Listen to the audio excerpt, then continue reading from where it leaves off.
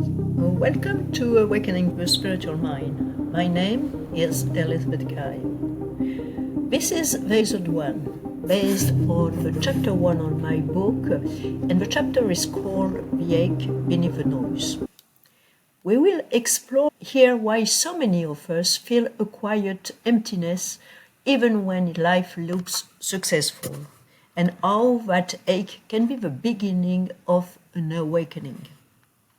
But before we dive in, I will ask you, as usually, to download your free awakening journal on my website, elisabeth-carrio.com.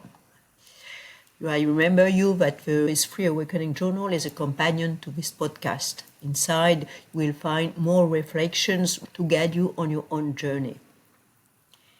But now I would like to share you a passage from my book on which I will comment later on. Chapter 1. The Ache Beneath the Noise. A spiritually starved society. I remember the exact moment I realized I wasn't just tired. I was disconnected. I had spent years achieving, performing, helping others find meaning, but inside, something essential had grown silent. During one of the first seminars in my transpersonal psychology program, we were invited to reflect on the ache beneath our success. That night, I wrote in my journal, "What if I've been answering everyone else's questions, but not my own?" A spiritually starved society. That question never left me. It became a thread I would keep pulling, and eventually it pulled me into a kind of inner reckoning I could no longer avoid. We live in a society that sells distraction as relief. When discomfort arises, the system responds. Spend, scroll, drink, produce, perform.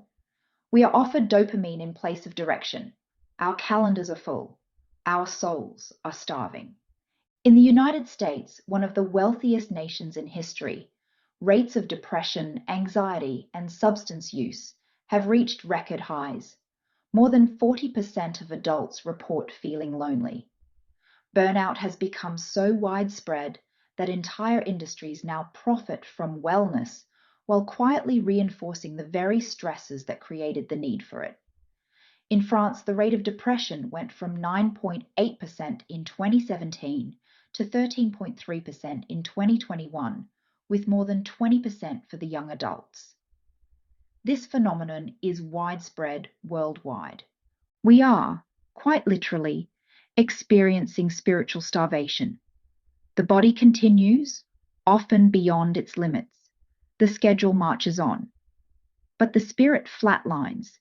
This is not merely a cultural shift, it is a spiritual crisis. Overfed, undernourished. We now have more access, more technology, and more convenience than at any point in human history. Information is immediate. Services are streamlined. Comfort is engineered into nearly every facet of modern life. And yet, when survival is no longer the issue, the absence of meaning begins to surface with urgency. We are overfed, yet undernourished. Our nervous systems are saturated with noise, stimulation, and demand. But our souls? Parched, starving for silence, starving for truth. We are constantly connected but rarely present, distracted yet directionless, consuming but not creating, earning but not evolving. We know how to perform, but we have forgotten how to be.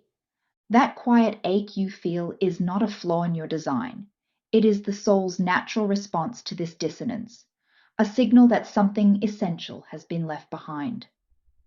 So what we just heard is not only a description, it's a mirror of the times in which we are living.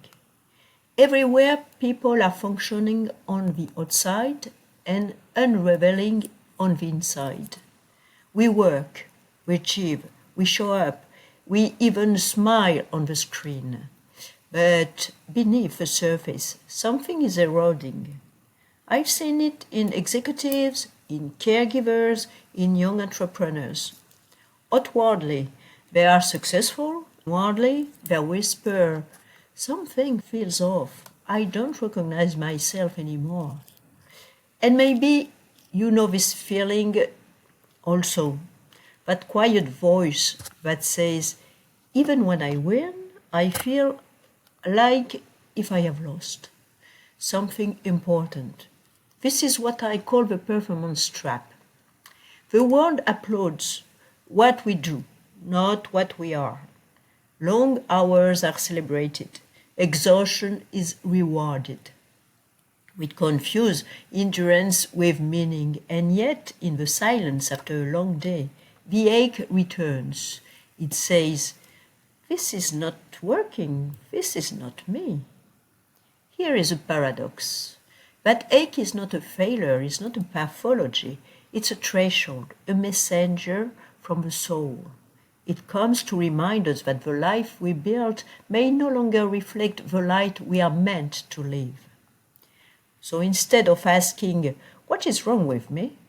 We might ask, what is my ache trying to teach me? Instead of rushing to silence it with busyness or distraction, what if we allowed it to speak? Because the ache, as I already told you, it is a part of you that refuses to settle for a smaller story. And when you pause long enough to feel it, you realize this ache is not your enemy, this is your compass. Let's take a moment now to pause. Close your eyes if you can. Bring to mind one area of your life you feel you are performing more than truly living. Notice what happens in your body as you think of this. Is there tension, numbness, restlessness? Where in your body?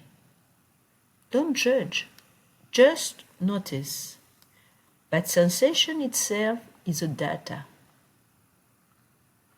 And then you open your awakening journal or any notebook and write freely for a few minutes on these questions.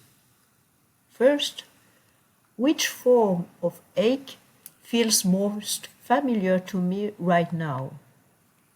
Is it performer's ache, silent ache, achiever's ache, soul ache, cultural ache?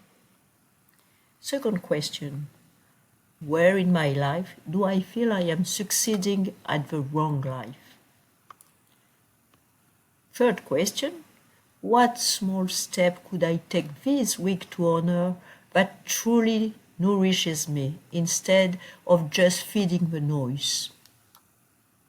So this was the episode 1 of Awakening the Spiritual Mind, exploring the ache beneath the noise. Remember, the ache is not your enemy, it's your compass. In our next episode, we will go deeper into the difference between illness and initiation. How to tell when suffering is pathology and when it may be a threshold of awakening. Thank you for listening to Awakening the Spiritual Mind.